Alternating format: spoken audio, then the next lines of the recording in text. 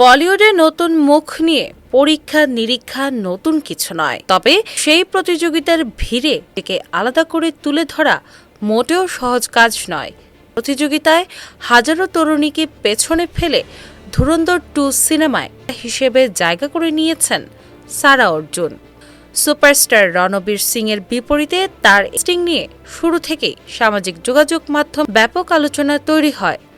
2025 সালে মুক্তি পাওয়া ধুরন্ধর প্রথম সিনেমার জনপ্রিয়তার কারণে দ্বিতীয় কিস্তি ঘিরে দর্শকদের আগ্রহ ছিল আপস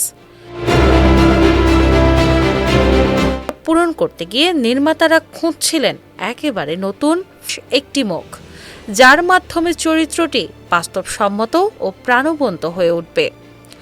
সম্প্রতি সাক্ষাৎকারে সিনেমাটির কাস্টিং ডিরেক্টর মুকেশ ছাবরা পুরো প্রক্রিয়াটি নিয়ে খোলামেলা কথা বলেন। তিনি জানান, পরিচালক আদিত্য ধর শুরু থেকেই এমন একজন অভিনেত্রী খুঁজছিলেন যার কোনো বড় ব্যাকগ্রাউন্ড নেই এবং যাকে দর্শক নতুন হিসেবেই গ্রহণ করবে। সেই লক্ষ্যেই হাজার হাজার তরুণীর অডিশন নেওয়া হয়। আপস